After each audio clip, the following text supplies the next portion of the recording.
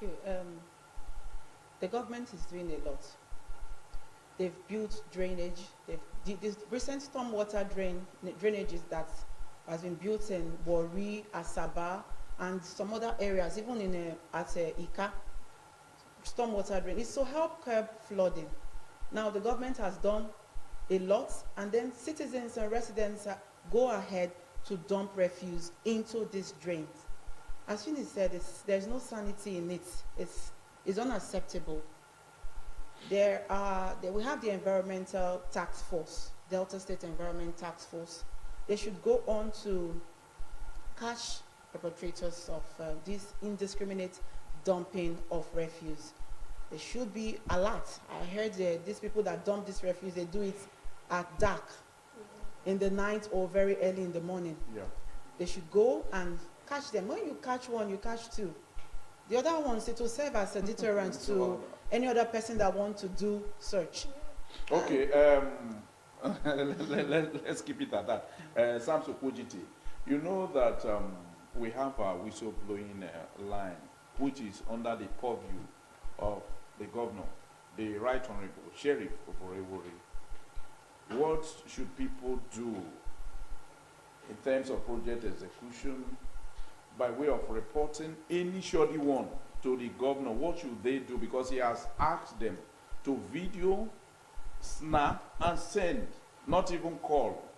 Do you think this will help to curb this issue of execution of shoddy job? Because the commissioner and the governor cannot be everywhere. Exactly, it will help a lot. I think it's the first time a governor, or that is one of a kind for a governor to openly give a line to the public to call, to report any shady work. So the citizenry should take advantage of such opportunity to also help the government to do their work.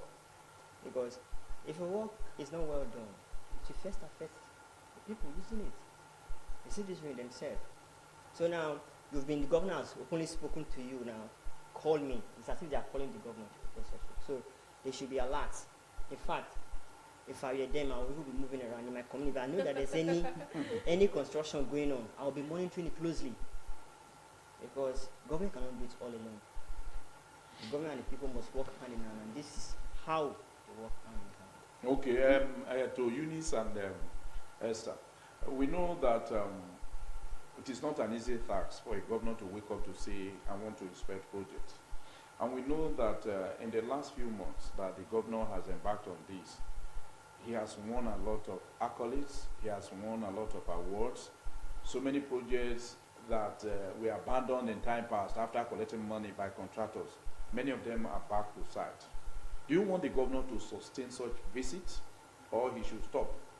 Do you want the contractors to stick to standard or be ready to face the penalty?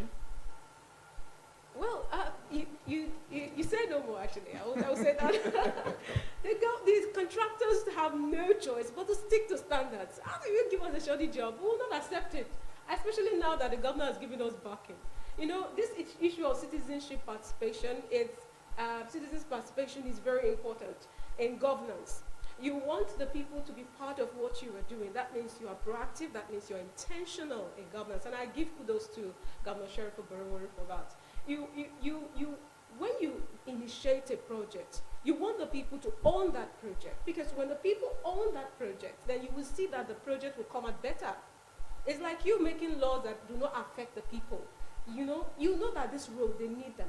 And then you have come out to construct the roads or rehabilitate the roads, whichever works at that point.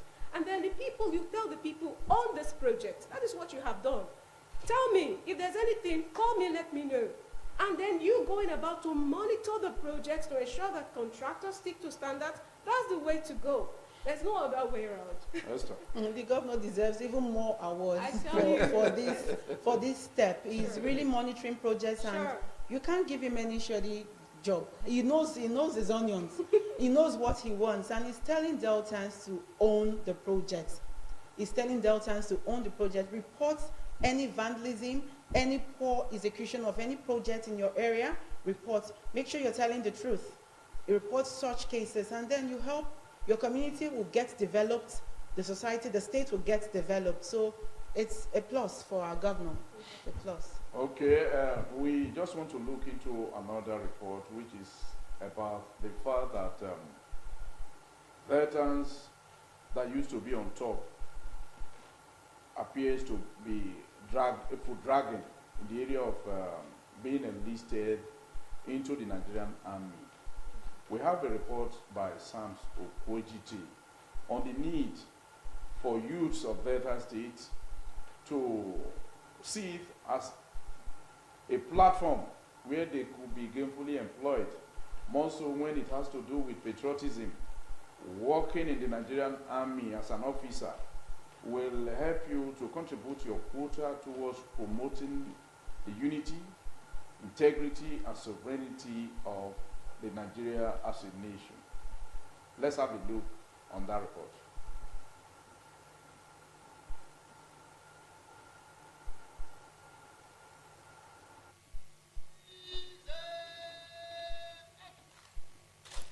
Dr. Emu says statistics of Delta's enrollment in the Nigerian Army indicated that the state had made steady progress in that regard, adding that the state will refocus sensitization efforts to improve pre-qualification of enrollees. He says strong synergy had been built with traditional rulers, religious organizations, and local government to improve sensitization in order to capture more youth and meet the required quota allocated in the state. The SIG also expressed the state's commitment to improving the enrollment outcome by providing free transportation to shortlisted candidates from all 3 senatorial districts for the screening exercise. We're not very happy about the growth trajectory.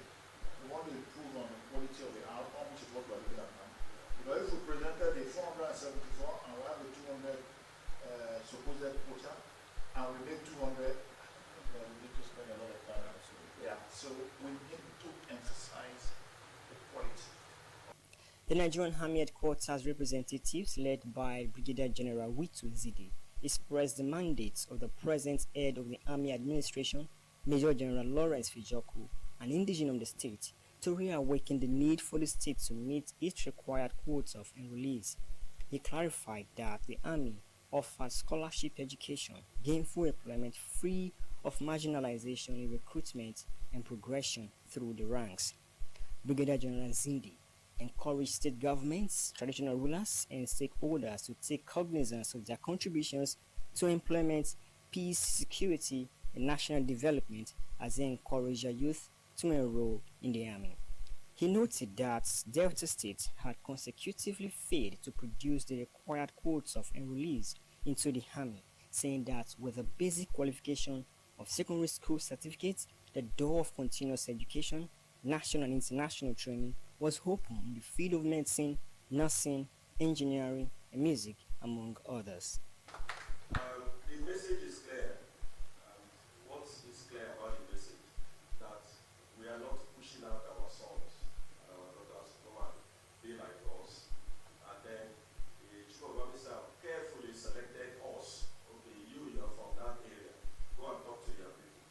If not for anything, somebody will see you in uniform and will be happy that they are staying there. If it is as bad as people think or say, I won't be here with you.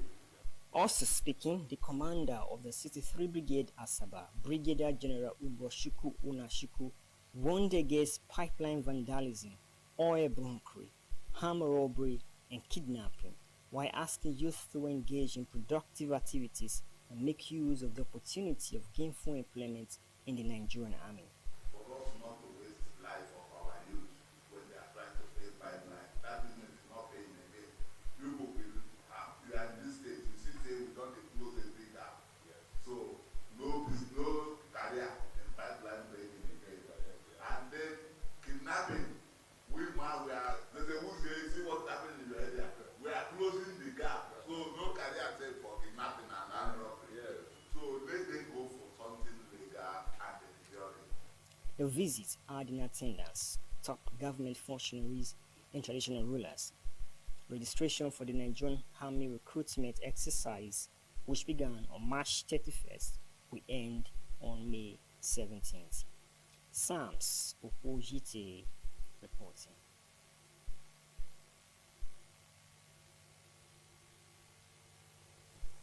Sam's Okojiti, you know, if you look at that report closely, you will see to it that the Nigerian military is actually appealing to veterans, especially our youth, to come and be enlisted into the force. You know, when you talk about the Nigerian army, each of the states has its own quota, and Delta State appears to be lagging behind. This is a clarion call to our youths, our parents, to ensure that they release their young ones, they release their children to be enlisted into the Nigerian army, especially when the person has the passion. To Eunice, we know that when you hear about the Nigerian army, one thing that readily comes to mind is the fact that they are going into conflict, they are going into combat. Do you see this as a drawback on the part of our youth towards being enlisted into the Nigerian army?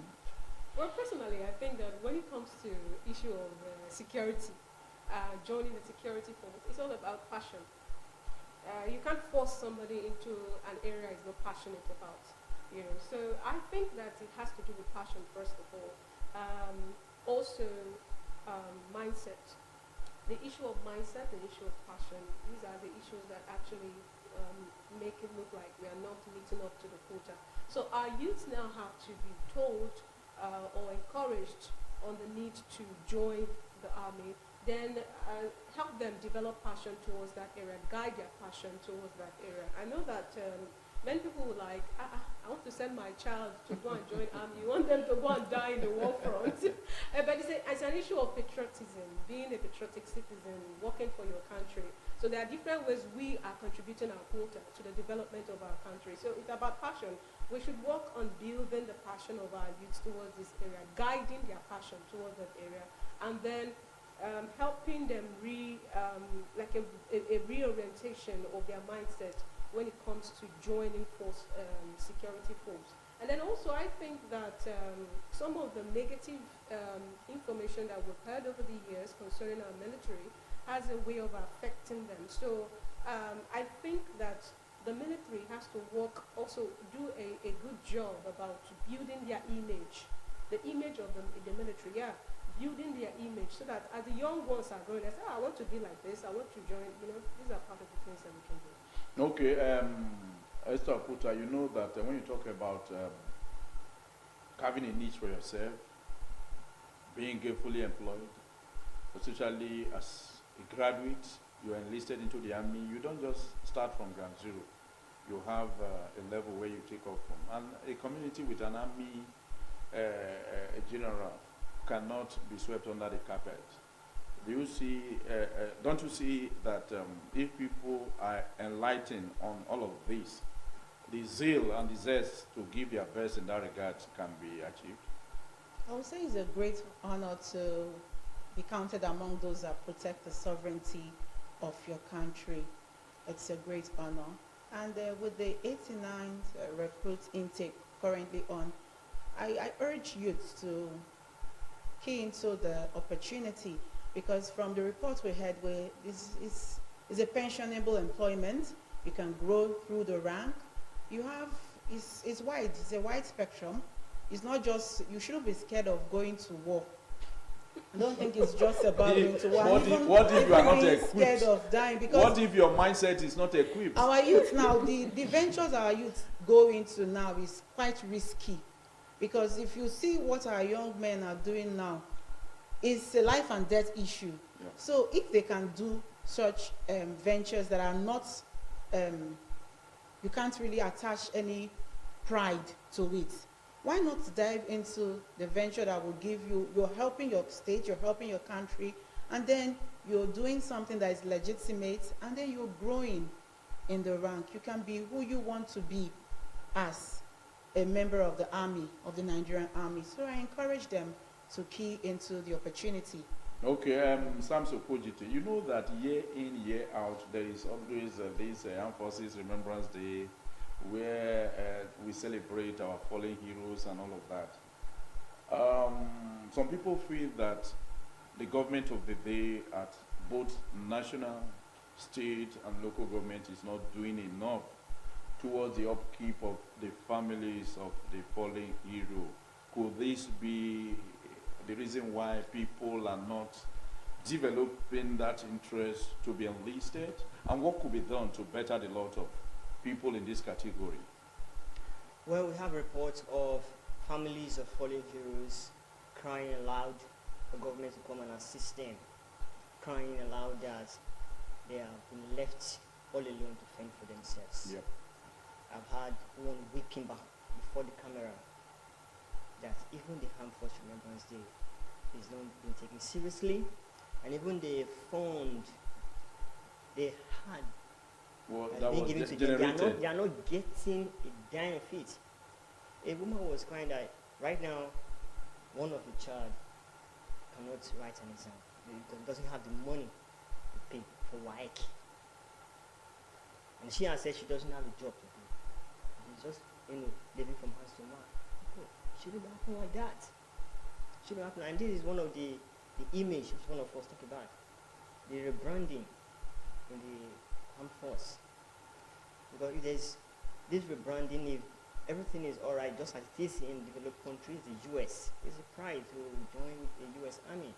So I think the nation, the government should emulate such countries and rebrand The Nigerian armed army. force. Okay. But meanwhile, if you don't want to join the army, don't do what will give them problem. Okay. Engage in legitimate employment. Okay. Jobs. We know that we have done justice to this report, but there is an issue that I want us to look into in the next 5 minutes, which is about the issue of Rivers State, where there appears to be a state of emergency, leading to the suspension of the governor and his deputy, as well as members of the Rivers State House of Assembly. Just yesterday, Rivers State women took to the streets in a peaceful protest to register their displeasure over the refusal of Mr. President, talking about Senator Ahmed Tinubu, to restore democratically elected governor back to his seat, calling on him to have a rethink about the suspended governor and his deputy with a view to bringing them back. And we know that South, as it were, when it sneezes, the nation feels the negative impact of any sneeze that comes from this angle. I will start with Samson Wojiti. What do you think Mr. President should do urgently, because we are in a democracy? And democracy, you know what it stands for. The leadership by the people, for the people, and by the people. Somebody was elected through election. Now he has been asked to step aside. We now have a military administrator, and we are in a democracy. Does it portend good for our hard-earned democracy? Anyway, the reason for the emergency was security concerns. And in Nigeria, in the country, it is well known that most of the political decisions, are born out of personal interests instead of public interests. We know the surrounding stories of this of Rivers State. So the presidency has said 6 months. Okay, if within that 6 months there's peace, the decision achieve its result of bringing peace. Okay, Okuta, do you think the 6 months is not just too long? It's long, because if there is peace already, democracy should prevail. The suspension should be called off, and then the democratically elected governor should be allowed to take his position. Okay, so Eunice, you know that the peace we saw yesterday in the protest was because it was women. If the youths decide to go to the street, you know what it will, one, you might want to organize a peaceful protest, but you may not be able to remote control the mindset of everyone that was there. What should be done? Well, before things begin to get out of hand, I think that the president should wade into the matter. I know he has already made a statement since 6 months, but he can also come up and say, okay, things have normalized. Let's give peace a chance. Let's see if it works from here. Now, I think that part of the things that are spurring all of this protest, first of all, I want to commend them that it is peaceful. Yeah. That the protest is peaceful is a good one. But then I want to look at the issue of the sole administrator beginning to do appointments Appointments. and all of that. I mean, it's just something like bringing you as a caretaker committee chairman or something to come and handle just in the meantime. Yeah. And then you are doing appointments, you are giving jobs, recruitments and all of that. I don't think it's cool because by the time all of the governor comes back after the 6 months, they begin to review. Maybe the state does not have enough funds to pay the salaries of this, how many people you are recruiting and all of that. It's going to be an issue. So instead of sitting down and creating more problems for the state, I think the president should just have a rethink, and then bring back the governor and let the structures begin to come back. Because let the governor, the democratically elected governor, be given a chance to carry out his responsibility. If the president had taken a firm stand ab initio when they were having issues with all those House of Assembly members, it wouldn't have gotten to this extent. It wouldn't have escalated. So I think right now the president should take a firm stand. Shorten this time. The 6 months is too long. It's definitely too long.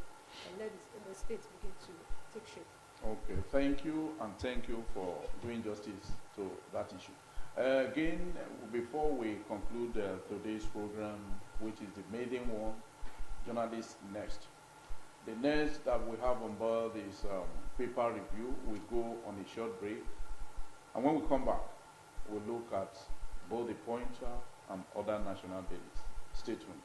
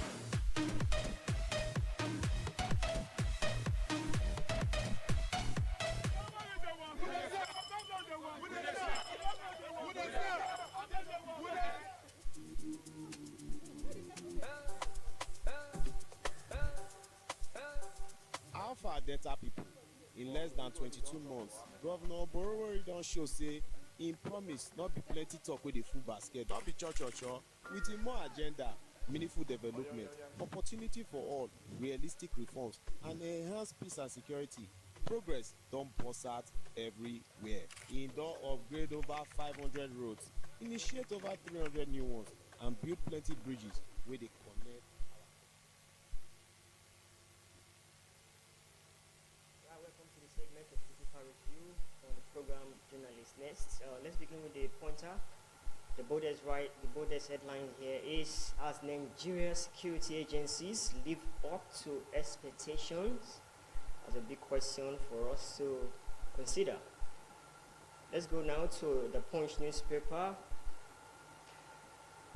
Our visit to Buhari not for coalition talks. Atiku. We'll take one from the Nation's newspaper. This one says, no opposition party strong enough to defeat Tinubu Muni. And one more from the Guardian newspaper. This one says it's on business. Global crude price drop, naira for crude to lower fuel costs, says Petro.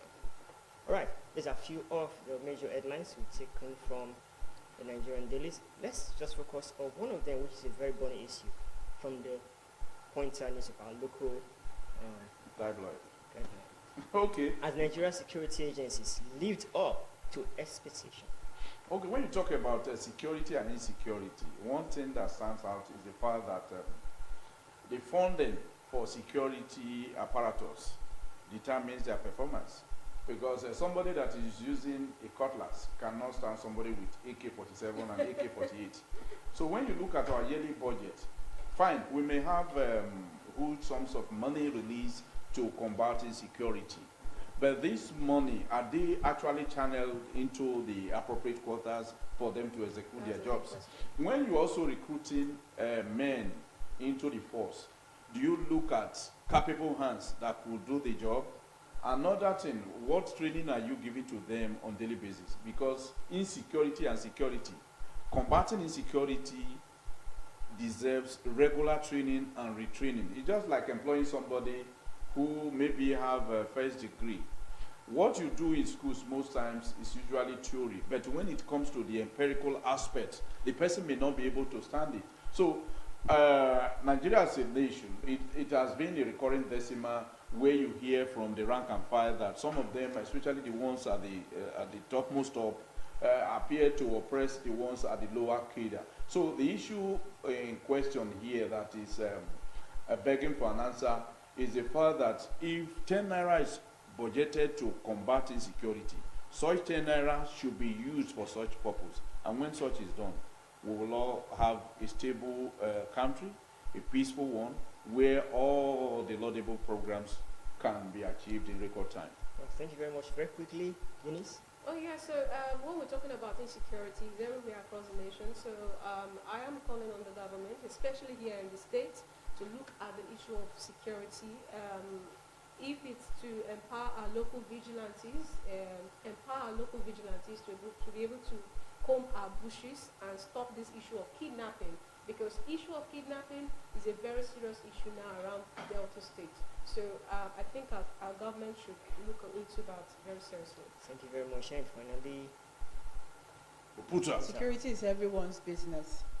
I would say, in as much as the security agencies are doing their bit to safeguard the state and safeguard the nation, you and I, on our own beat, we should also, whenever we see any form of insecurity, we should also report search. We should not cover up any form of insecurity around us. And then engaging local vigilantes will also help. Just having your streets security men in your streets that you employ would also help curb this insecurity. Okay, let me just, by way of rounding up, I heard also when you reel out the topical issues in the National Daily, where it said no opposition party is right to stand President Tinubu in the 2027 general election. I want to state here that it's not the right of any political party to say we'll be there forever. Just as PDP bragged when Jonathan was in office, today they are in no position. So the duty of who remains and who stays lies in the hands of Nigeria. We just hope and pray that the political actors will allow us have the way, choose who we want, and let the best be in office. It has been journalists next. I want to appreciate my colleagues, starting with Sams Ojiti. Thank you so much. pleasure. Esther Okuta for doing justice to all the issues that we dealt with this morning. Thank you very much. And to Eunice, I want to also commend you that amidst the hold-up, you were able to wriggle it through and you are here. Thank you so much. We know that today's journalist nurse, we were supposed to have sports and entertainment. But hopefully in the next edition, we will try to see how we can incorporate such into this maiden program aimed at entertaining you, educating you, and informing you on all that you need to know around us and outside where we are.